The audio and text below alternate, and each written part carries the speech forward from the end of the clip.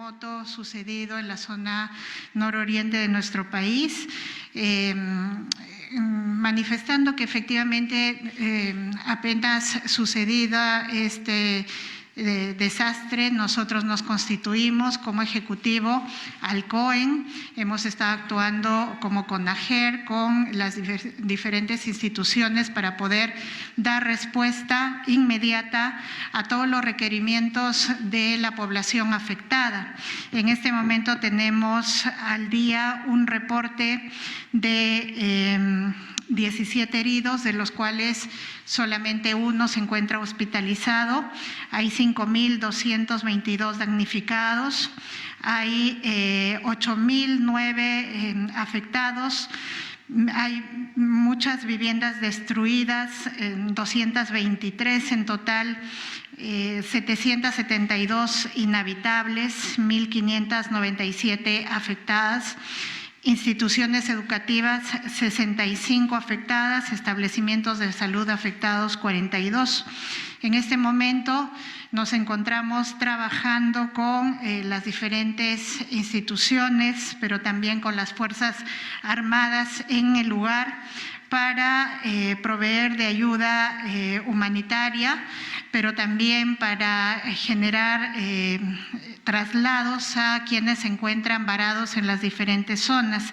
INDECI ayer ha movilizado 7 toneladas de ayuda humanitaria para el distrito de La Jalca, Amazonas.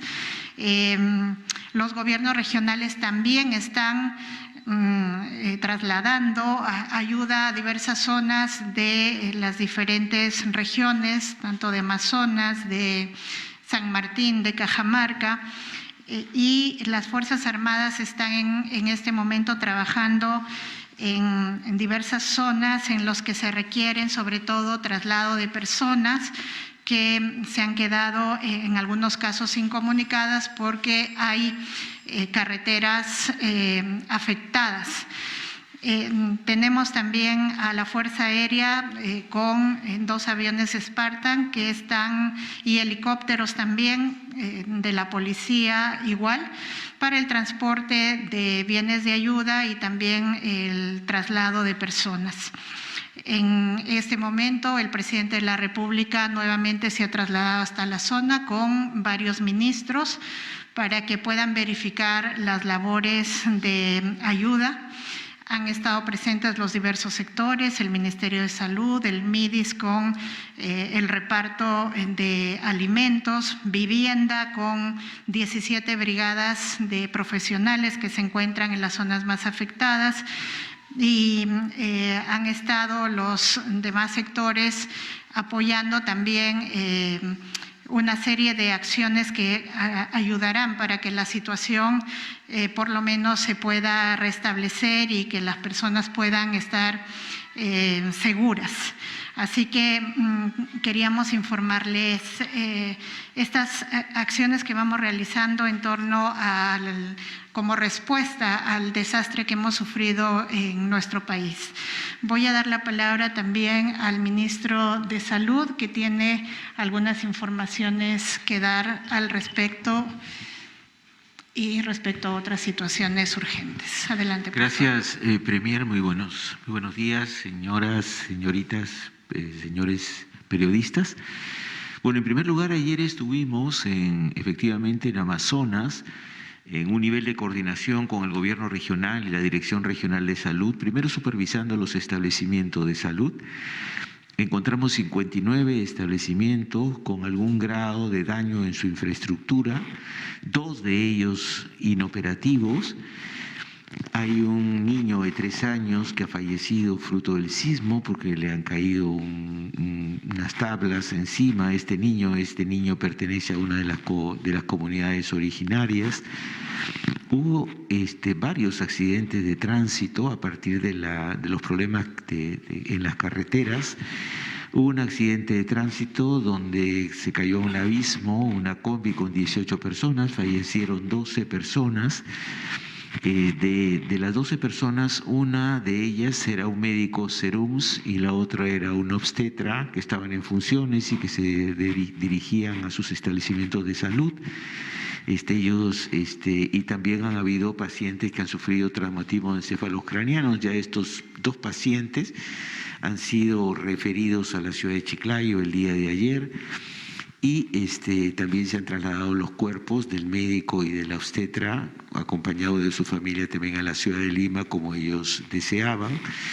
Por otra parte, el Ministerio de Salud ha llevado 1 tonelada de medicamentos a la región para apoyar a la Dirección Regional de Salud, y también verificamos junto al gobernador el embalse del río Uctubamba, que por fruto de los derrumbes no está transitando de manera normal, lo cual genera un nivel de riesgo muy importante, la alarma de la población, quien se ha trasladado a zonas más cercanas a Chachapoyas, ¿no?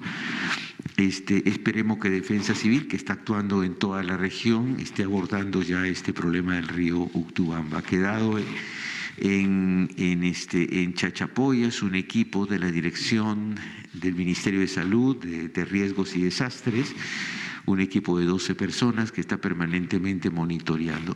Esto en relación a lo de Amazonas, que lo estamos siguiendo muy en detalle. Las brigadas continúan igual de la Dirección Regional de Salud con apoyo técnico del nivel central, el despliegue en el tema de inmunizaciones para incrementar los niveles de cobertura en esta región.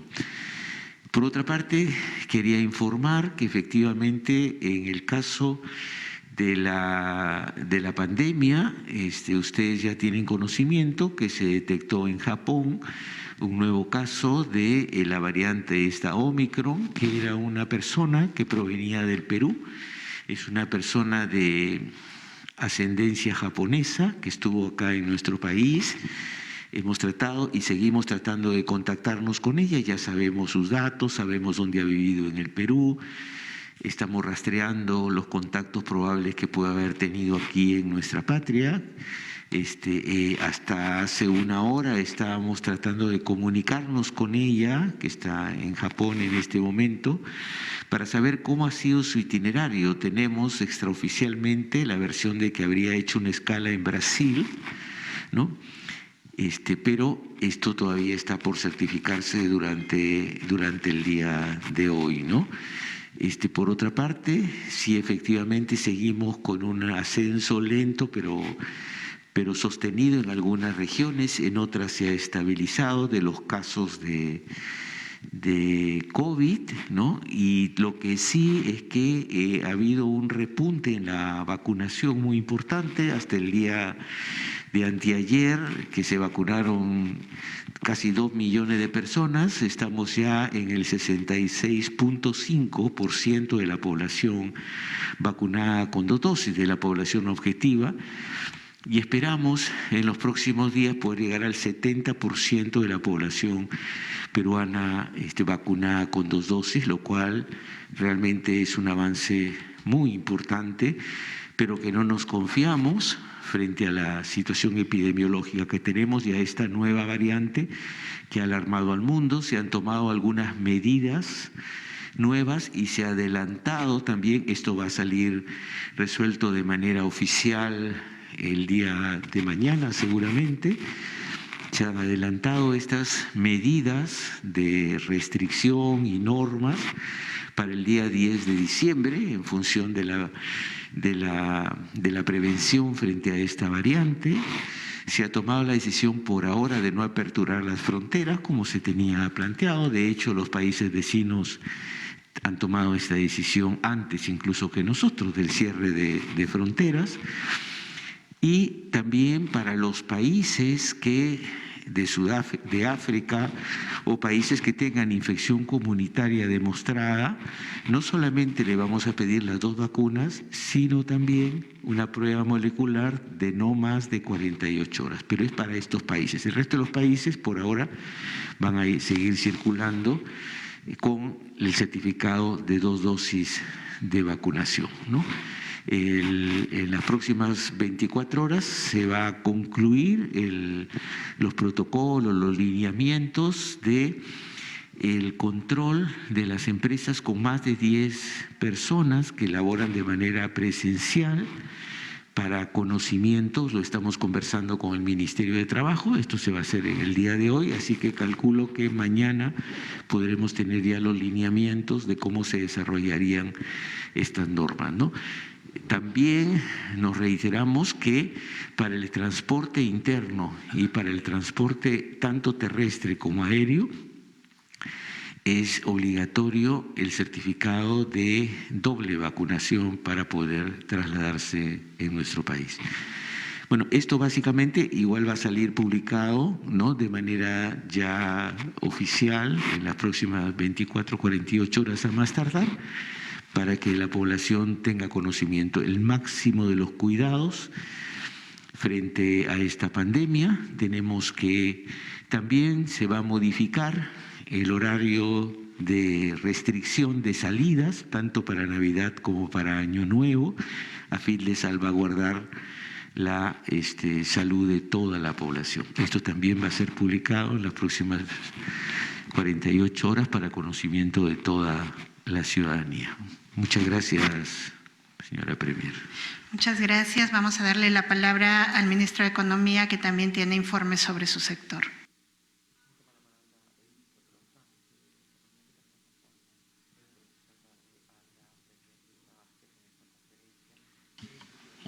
Perdón. Gracias, muy buenos días. Sí, quería informar sobre tres elementos que nos parece importante en la coyuntura de informar. Lo primero es que en esta primera etapa de respuesta a la emergencia producida por el sismo, los distintos sectores están respondiendo con su propia logística, es decir, con alimentos, medicamentos, gasolina que tienen en sus almacenes. Hemos hecho un balance preliminar, digamos, el día de ayer, y en principio vemos que esto no tiene necesidad de que hagamos ningún préstamo internacional ni recurramos particularmente a fondos internacionales de ayuda. Hasta el balance que tenemos en los momentos, el balance preliminar que tenemos de la ayuda de emergencia indica que los fondos que tenemos disponibles de la reserva de contingencia del Ministerio de Economía y Finanzas perfectamente pueden servir para poder reembolsar, digamos, ¿no?, el uso logístico que en el sentido de emergencia se está haciendo ahora, ¿no? El Ministerio de Defensa y los distintos ministerios están usando los productos y las cosas que tienen en sus almacenes, pero las posibilidades presupuestales de la reserva de contingencia del Ministerio de Economía y Finanzas tenemos ahora, podemos perfectamente reembolsar, digamos, permitir que estas instituciones, INDECI, Defensa, MIDI, Salud, etcétera, puedan recuperar posteriormente sus existencias, sus abastecimientos para estar listos a cualquier eventualidad, ¿no? Siempre hay que tener un abastecimiento adecuado, y eso en el balance preliminar, pero a estas alturas parece difícil que esto vaya a modificarse. Tenemos perfectamente la disponibilidad presupuestal como para poder responder presupuestalmente a esta emergencia, ¿no? No estamos en necesidad de tener que pedir ninguna ayuda económica especial internacional, que, digamos, siempre hay opciones y el Perú tiene líneas de financiamiento y organismos internacionales dispuestos a apoyar en este caso, pero por el momento esto no parece ser necesario, ¿no? Entonces es un primer elemento, y el Ministerio de Economía y Finanzas, digamos, garantiza a los distintos sectores, instituciones, gobiernos regionales, locales. Incluso hay una facilidad particular que existe desde un decreto de algunos años de poder dar un apoyo rápido a los gobiernos locales y regionales por una cantidad básica para poder ayudar en ayuda de emergencia. Eso está disponible, ¿no? Eso en primer lugar, porque creo que el tema del sismo, los afectaciones que ha habido a las familias, los heridos, la ayuda humanitaria, la ayuda de emergencia, creo que es lo fundamental que tenemos que garantizar, y bueno, el Ministerio de Economía y Finanzas siempre está tratando de apoyar en lo que sea necesario en este aspecto. En segundo lugar, como ustedes saben, la semana pasada se aprobó en el Congreso y ya ha sido promulgada la Ley de Presupuesto del 2022. Evidentemente esto pues planifica el conjunto de ingresos y gastos que va a tener el Estado peruano el próximo año, pero sí quiero indicarles que adicionalmente esta ley de presupuesto incluye algunos dispositivos de aplicación inmediata para este año, y son tres temas que nos parece importante resaltar, porque son tres temas en los cuales el Ministerio de Economía y Finanzas va a estar muy activo junto a distintos ministerios sectoriales para que estos temas que se han aprobado en la Ley de Presupuesto 2022 se apuren, ¿no es cierto?, se apliquen efectivamente este año, ¿no? En primer lugar, está una disposición de un artículo de la ley de presupuesto que establece el pago de 1.000 millones de soles de la deuda social a los maestros. Es una deuda que tiene muchos años. La mayor parte de ella responde a un pago que se les había prometido, digamos, es que se había comprometido, ¿no?, a las que tienen derecho por preparación de clases, que no se hizo durante muchos años. Entonces esto nos parece bien importante, son 1.000 millones de soles que tenemos que asegurar todo el proceso administrativo para que se pague este año. Hay otros 300 millones de soles también para otras deudas judicializadas de otros sectores, ¿no?, que también son sentencias judiciales que el Estado debe pagar sus deudas, avanzar y pagar sus deudas, porque la verdad hay más.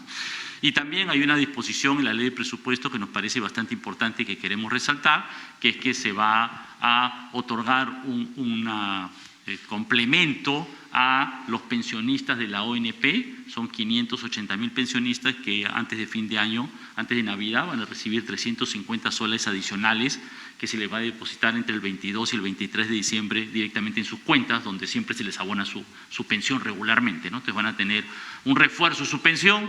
Sabemos que las pensiones que reciben en realidad son bastante insuficientes, pero bueno, es lo que puede hacer ahora, ¿no?, en la actualidad el Estado peruano. Esto va de la mano con el esfuerzo que hemos iniciado el año pasado de comenzar a pagar lo que se llaman las pensiones proporcionales, es decir, las pensiones que se pagan a todos aquellos que han contribuido 10 y 15 años. Son dos pensiones de distintos montos según la cantidad, ¿no? Es algo que recién se está haciendo desde el mes pasado y seguimos en la ONP registrando y añadiendo este tipo de pagos. Y en las próximas, eso desde el punto de vista del presupuesto, en las próximas semanas sí insistiremos en que se pueda tramitar en el Congreso de la República el pedido de delegación de facultades, el proyecto de ley de delegación de facultades, que como ustedes saben es principalmente sobre reforma tributaria, financiera y de facilitación de inversiones públicas y privadas. Nos parece muy importante que esto pueda ser tratado. Sabemos que las comisiones del Congreso, nosotros estamos en diálogo permanente con los congresistas para tratar de que esto sea procesado. Por supuesto, corresponde a las funciones del Congreso, que debe hacerlo en total respeto a su autonomía, pero desde el Ministerio de Economía y Finanzas sí estamos bastante interesados, colaborando, coordinando y apoyando para que esto pueda hacerse de la mejor manera y que pueda aprobarse este año, ¿no? Esto es importante que se apruebe este año porque, como ustedes saben, en diversos impuestos, particularmente el impuesto a la renta, el impuesto especial a la minería, si no se realizan, si no se publican las leyes de cambio antes de fin de año, ya no se aplicarían el próximo año, ¿no? Entonces habría que esperar, en el caso del impuesto a la renta, un año más, ¿no?, lo cual tiene un costo, ¿no? Por eso nosotros estamos bastante empeñados en insistir en el esfuerzo de concertación, y es parte del trabajo prioritario que vamos a estar haciendo el Ministerio de Economía y Finanzas las próximas semanas. Por último, quiero referirme brevemente a lo que ha pasado el día de hoy, en que la Fiscalía especializada ha realizado un allanamiento y está haciendo unas operaciones en el local del Ministerio de Economía y Finanzas. Como tal vez ya salió en la prensa, en realidad este es un caso que viene del 2018-2009. En la lista de personas investigadas por la Fiscalía hay solamente una persona que trabajó con un contrato CAS en el Ministerio de Economía y Finanzas hasta junio del 2019. Esa persona, Julio César Vega Condeso, ya no trabaja en el Ministerio de Economía y Finanzas, y esos hechos, bueno, hasta donde sabemos, llegan solamente hasta la fecha de mediados del 2019, es decir, bastante antes de la actual gestión. Nosotros hemos ofrecido toda la disposición para la Fiscalía para colaborar. Entiendo que hasta todavía estaban hace poco en el local del Ministerio de Economía y Finanzas, pues están revisando todo el sistema, los datos del sistema informático, para tratar de efectivamente encontrar, bueno, las pruebas, ¿no? Obtener la información que permita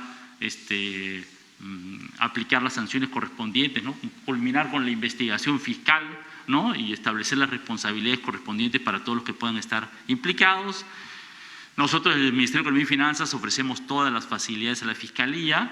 Ya este año anteriormente hemos hecho varias cartas y comunicados pidiendo que en casos de estos pueda haber investigación de la Fiscalía, la Contraloría, e insistiendo a las autoridades locales y regionales que en el Ministerio de Economía y Finanzas no se recibe ni se debe hacer absolutamente ningún pago por la tramitación, ¿no?, o por los procesos presupuestales que respaldan los proyectos de inversión o los distintos procesos presupuestales que ellos requieren, ¿no? Siempre tenemos una atención a los gobiernos regionales y locales, pero hemos insistido y personalmente mandé una carta a cada uno de los gobernadores regionales y alcaldes insistiendo hace más de un mes en que esto es la forma como debe procederse. E insisto, estamos en total disposición de apoyar, estamos apoyando plenamente a la Fiscalía, en este caso que involucra hechos que sucedieron hasta donde tenemos conocimiento en el 2018-2019, pero cualquier situación que requiera ser investigada, desde el Ministerio de Economía y Finanzas siempre estaremos, digamos, totalmente dispuestos a apoyar las investigaciones de las autoridades competentes. Muchas gracias. Muchas gracias. También tenemos al ministro del Interior que va a dar algunas informaciones respecto a su sector. Sí. Buenas tardes con todos. Para explicar brevemente nuestra línea de trabajo. Tenemos dos ámbitos de acción que nosotros hemos definido claramente.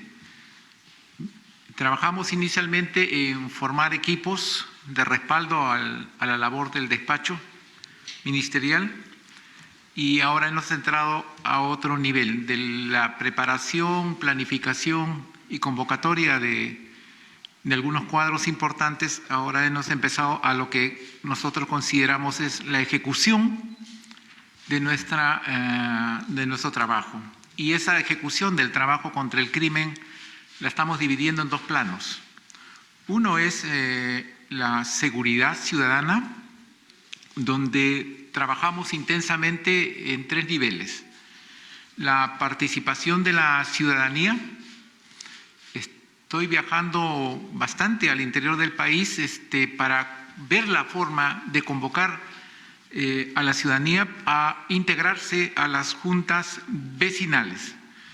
Es un número ya importante de, si mal no recuerdo, 180, 182 mil personas que ya integran juntas vecinales a nivel nacional y también los programas de barrio seguro que implementa el Ministerio del Interior.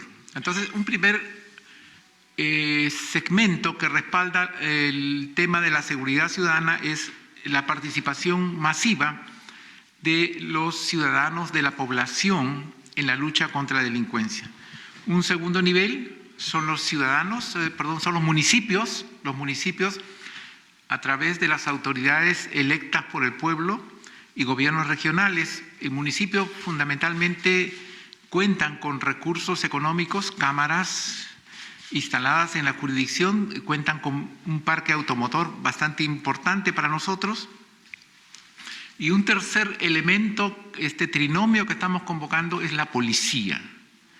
Entonces, bajo esa estructura nosotros estamos ejecutando diversos planes con la finalidad de combatir el delito, sobre todo eventos delictivos conocidos como delito de impacto, por ejemplo, robo de celulares, hurto de celulares. Estamos viendo la respuesta a esa problemática. Un segundo nivel es ya lo más importante o más grave, el crimen organizado. Y para combatir el crimen organizado nosotros estamos recostando nuestro trabajo en dos columnas. Una es la inteligencia, esto es a través de la DIGEMIN, que provee de información importante sobre la actividad, la participación de determinadas personas en actividades criminales. Entonces, la DIGEMIN provee de los insumos mediante los cuales la unidad operativa lleva adelante la respuesta al accionar delictivo. Entonces, a nivel del crimen organizado tenemos la DIGEMIN, inteligencia y unidades operativas en las cuales nosotros nos comprometemos a dos niveles y hemos luchado por destinar en el presupuesto 2022 recursos necesarios y suficientes para modernizar y fortalecer las unidades operativas.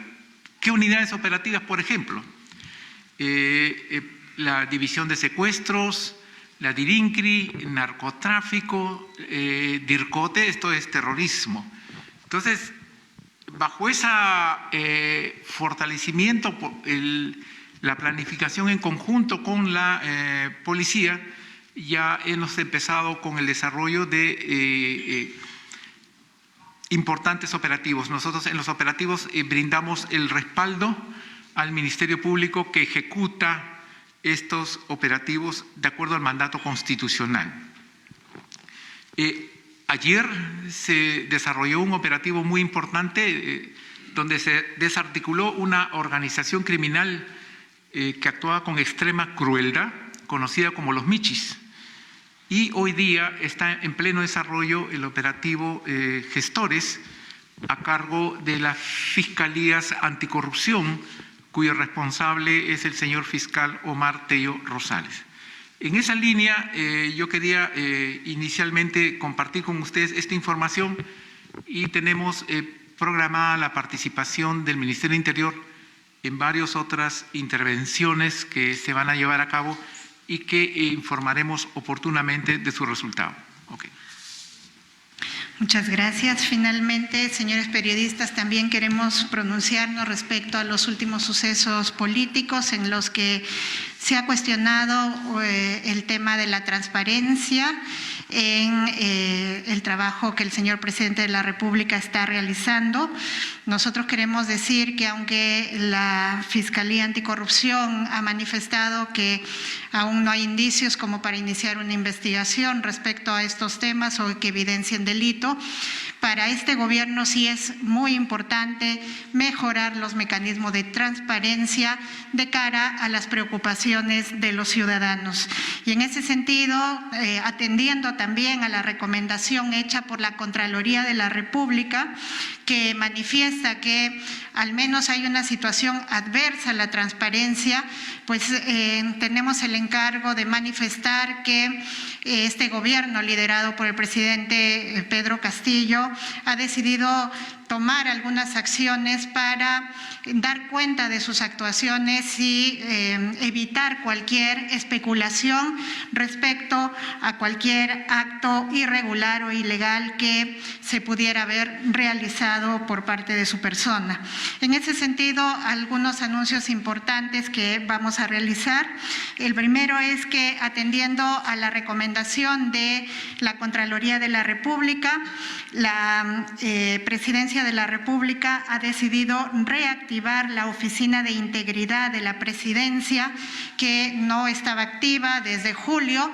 Ahora se vuelve a poner en funcionamiento porque es el mecanismo que nos va a asegurar mejorar los mecanismos de transparencia, nos va a asegurar también que haya más control sobre los funcionarios que trabajan en el gobierno, especialmente en el entorno de las oficinas de la Presidencia de la República, y va a permitir mejores controles con respecto a los actos que se realizan en estos despachos. En ese sentido, también el presidente nos ha encargado manifestar, él lo dirá en su oportunidad, pero a partir de estos sucesos ya se va a descartar cualquier tipo de atención y cualquier tipo de situación que haga prever que se está o que se parezca que se está haciendo acciones por fuera del Palacio de Gobierno. Las atenciones se realizan aquí en la oficina de Palacio y no va a haber ningún tipo de atención por fuera del mismo. Así que la Casa de Breña o cualquier otro local, digamos, no va a ser utilizado más para evitar cualquier tipo de especulación. Por otro lado, también es importante manifestar que el presidente de la República ha rechazado firmemente cualquier tipo de acto realizado por los funcionarios de su entorno y va a colaborar con las investigaciones para que se llegue a establecer responsabilidades. En ese sentido, también la Presidencia del Consejo de Ministros ha iniciado, ya está en marcha una investigación administrativa que es complementaria y que ayudará también a la investigación que se lleva a nivel penal contra el señor Bruno Pacheco, para que internamente también podamos establecer las responsabilidades administrativas que corresponda. Por otro lado, el señor presidente de la República, y también él lo manifestará,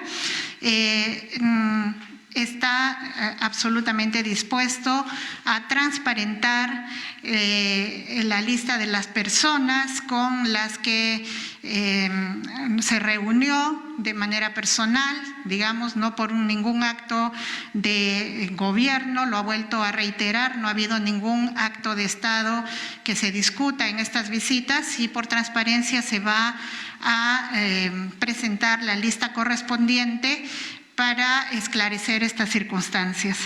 Finalmente, también queremos anunciar que el Ministerio de Transportes el día de hoy ha solicitado a la Contraloría General de la República acciones de control concurrente y control posterior sobre todas las obras a cargo de su sector, y especialmente respecto a la licitación que se llevó a cabo en relación a una persona que habría visitado al presidente de la República. Creo que son algunas de las medidas que en este momento nosotros podemos anunciar. El presidente está con toda la disposición de esclarecer estos hechos. Él quiere disipar cualquier duda respecto a alguna actuación ilícita de su parte y, por supuesto, colaborar con todos los procesos que se han iniciado. Por eso es que nosotros queríamos comunicar esto y, por supuesto, como gobierno estamos dispuestos a mejorar los mecanismos de transparencia que correspondan para dar seguridad que somos un gobierno que quiere colaborar además con mejorar, digamos, el sistema que transparente las acciones que se realizan no solamente desde la presidencia, sino a todos los niveles, a nivel de todos los sectores del país, ¿no? Así que muchas gracias. A continuación, iniciamos la ronda de preguntas. Les recordamos que es una pregunta por medio de comunicación. Invitamos a Tiffany Tipiani de TV Perú. Muy buenas tardes, Premier, ministros. Estamos en vivo para TV Perú. Mi pregunta es con respecto a la variante Omicron. Queríamos saber, ministro Ceballos, si se ha registrado hasta el momento o se ha reportado algún caso de aquí en Perú sobre la variante Omicron. Y nos podría especificar con respecto a este pasajero, si ya nos había mencionado de que era un ciudadano japonés, pero queríamos saber si también la vacuna que nos estamos poniendo también nos va a defender ante estas variantes. Sí, muy buenos días. Bueno, en este momento no se ha reportado un caso aquí en nuestro país de esta variante Omicron. De todas maneras, es preocupante que una persona que esté viajando desde Perú a Japón, pues se le haya detectado esta variante. Lo que estamos tratando de certificar, y por eso ya tenemos el nombre, las direcciones donde ha estado este viajero, estamos tratando de comunicarnos con él en Japón para conocer de primera mano cuál ha sido su itinerario, si por ejemplo ha hecho alguna escala, presumimos que habría hecho una escala en Brasil, pero necesitamos certificar esto y por cuánto tiempo para ver los periodos de incubación, ¿no? Ahora, la variante Omicron es una variante que está en investigación en este momento, es una variante que se ha desarrollado particularmente en los países de África, donde justamente los porcentajes de vacunación son muy bajos, 20, 30% solo de porcentaje de vacunación para la población.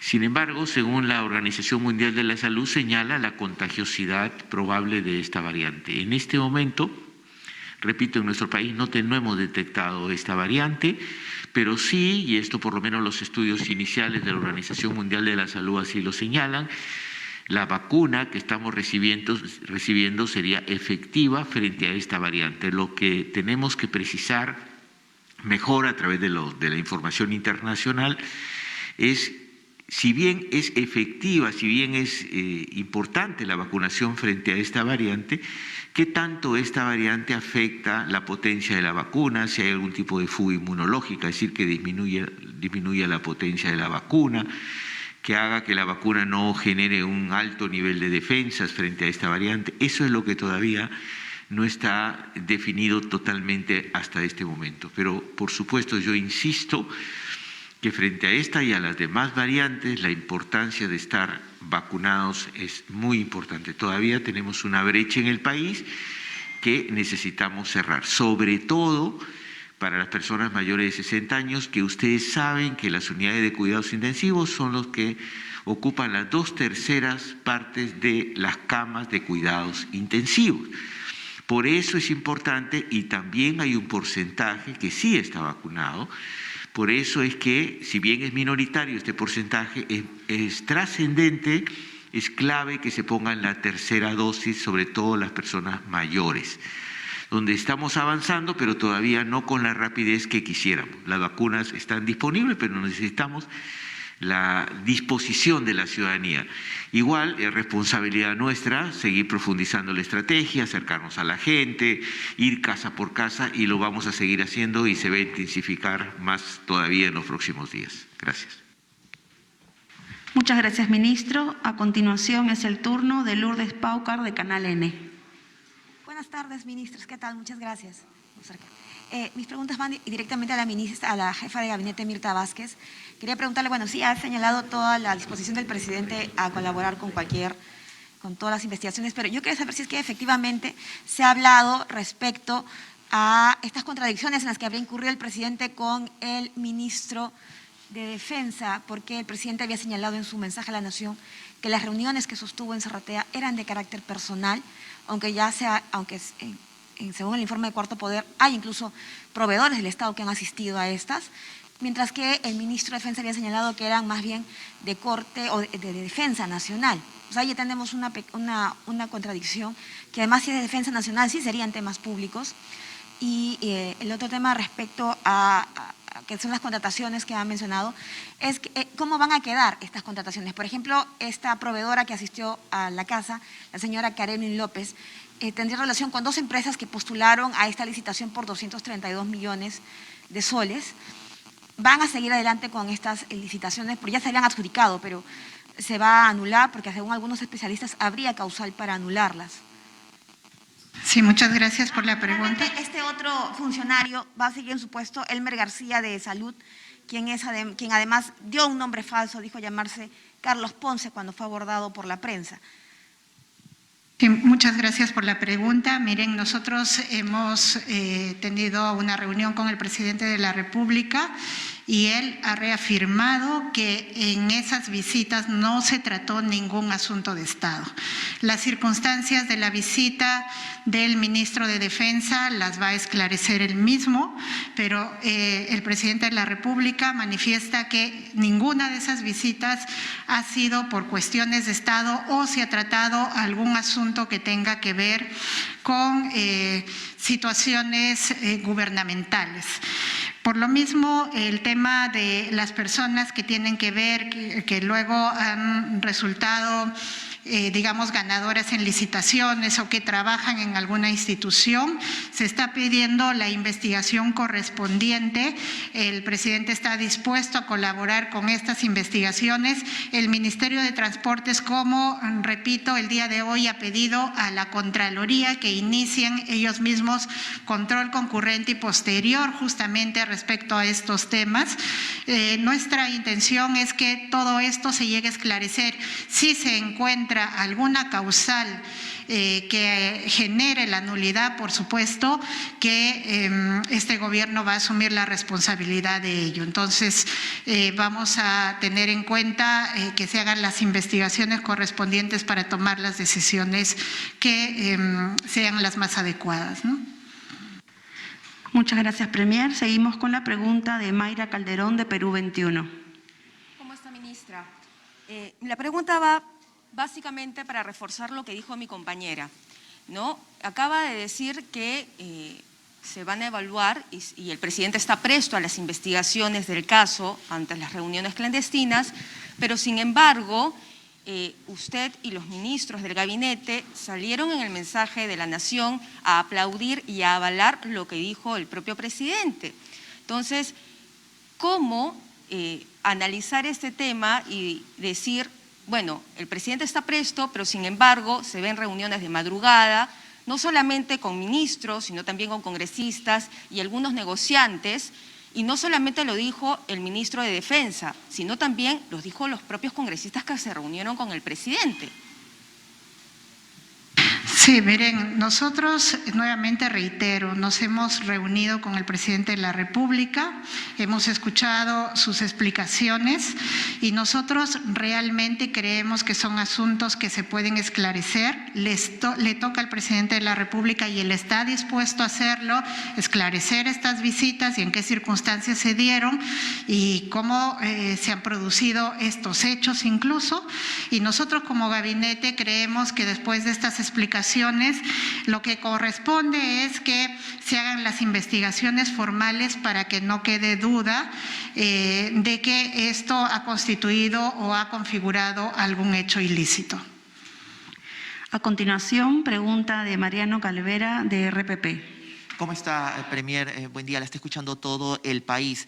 Quizás ya el Congreso de la República a esas alturas tiene los 52 votos para que la moción de vacancia sea debatida en el Pleno del Congreso. ¿Cómo toma usted esto? ¿Comparte usted la opinión del ministro de Justicia que ha indicado que este es un juicio político, que busca un golpe de Estado como en el 2020? Se lo menciono porque el Congreso de la República ha sido claro al mencionar que si esto llega al Pleno, quizás no alcancen los votos para destituir al presidente, pero lo que quieren es que él vaya a dar explicaciones. Se lo consulta a usted porque usted ha estado en los dos flancos. Ha sido presidenta del Congreso y ahora es presidenta del Consejo de Ministros. ¿No cree usted que sería saludable que el presidente acuda al Parlamento a responder las consultas de la representación nacional? ¿Debería ir él personalmente o enviar un abogado? Lo escuchamos.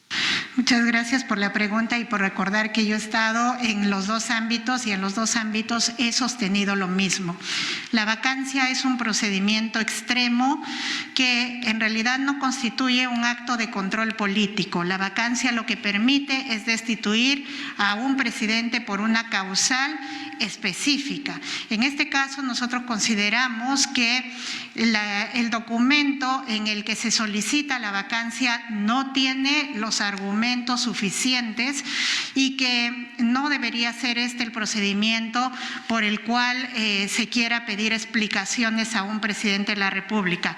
Está claro que si hay en este momento algún tipo de dudas, si hay algún tipo de indicio de que ha habido alguna situación irregular, el mecanismo para poder hacer este tipo de investigaciones es la denuncia correspondiente, las investigaciones correspondientes, que corresponde al Congreso de la República si quiere pedir explicaciones para algún asunto gubernamental. Corresponde llamar a los ministros, en este caso a mi persona como primera ministra para responder sobre estos temas. Nosotros estamos prestos, pero vuelvo a repetir, la vacancia es un mecanismo extremo y que en estas circunstancias implicaría que si no se tienen los argumentos suficientes podría incluso interpretarse como una situación de desestabilización para el país, para el Estado. Y hoy mismo lo que necesitamos en el Estado son condiciones de gobernabilidad para atender las urgencias que tienen los ciudadanos. Muchas gracias. Para terminar, pregunta de Iván Escudero, de Exitosa. Primera ministra, muy buenas tardes. Ministros, estamos en vivo para la plataforma de Exitosa Perú. Ministra, bueno, hemos escuchado atentamente lo que usted ha expresado respecto a que en la Casa de Breña, ha dicho usted, no se va a utilizar más. Ha dicho además también que no han habido temas de Estado. Sin embargo, sabemos ya, porque lo dijo en Exitosa el ministro Carrasco Millones, que se hablaron temas implicados a la seguridad nacional. ¿Cómo queda en todo caso esta versión? Y le consulto a usted, ministra, si usted confía plenamente en el presidente de la República, si va a poner las manos al fuego por él y en todo caso si considera que debe responder ante el Congreso de la República. Y si me permite el ministro de Salud, por favor, doctor Ceballos, respecto a estas medidas que se van a adoptar para fin de año, Navidad y Año Nuevo, ¿cuáles van a ser justamente estas restricciones? ¿Cuarentena estos 2 días? ¿Estos horarios cuáles van a ser? Si puede ser más claro, porque la población entendemos que ha tenido expectativa con su anuncio. Muchas gracias. Muchas gracias. Respecto a la pregunta que me realiza, vuelvo a afirmar lo siguiente. El presidente se reafirma en que no ha habido ningún asunto, no se ha tratado ningún asunto de Estado en la Casa de Breña. Las circunstancias en las que el ministro de Defensa concurrió las va a aclarar él mismo. Por otro lado, yo creo que es importante siempre tener en cuenta que hay que seguramente atender las preocupaciones de la población, las situaciones que generan dudas, y nosotros como ministros lo que vamos a hacer es apoyar esas investigaciones. Nosotros somos los más interesados en que esto se esclarezca.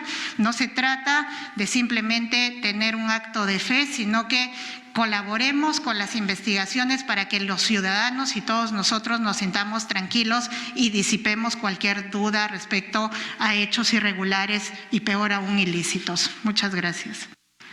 Muchas gracias. Damos por concluida la conferencia. Para contestarle al señor periodista.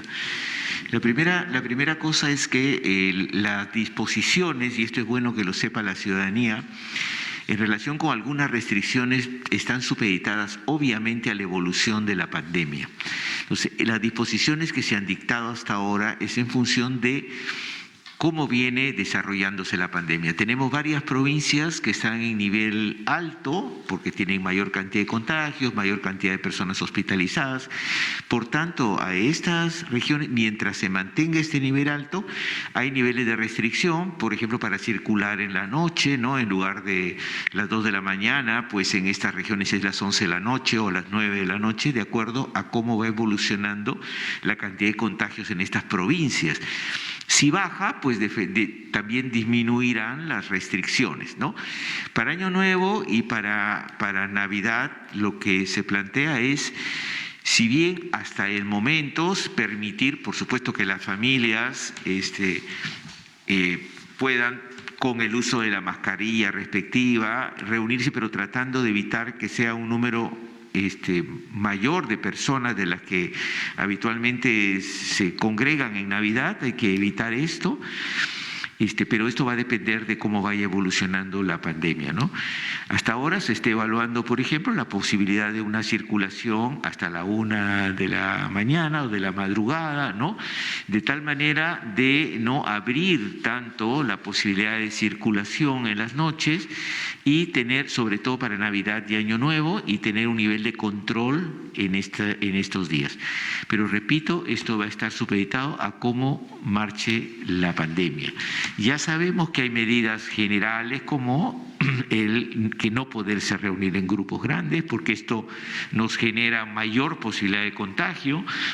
Las fiestas, las reuniones masivas también están prohibidas, no es de ahora, ya esto es parte de la declaratoria de la emergencia sanitaria. Así que esto está en constante evolución. Las normas dispuestas con las dos vacunas se mantienen. No se va a poder concurrir a establecimientos públicos cerrados si no se tienen las 2 dosis. No se van a poder realizar transportes terrestres, interprovinciales o aéreos si no se tienen las 2 dosis. Eso también está establecido. Y la circulación se va a ampliar o disminuir, depende de los niveles de riesgo de cada una de las provincias.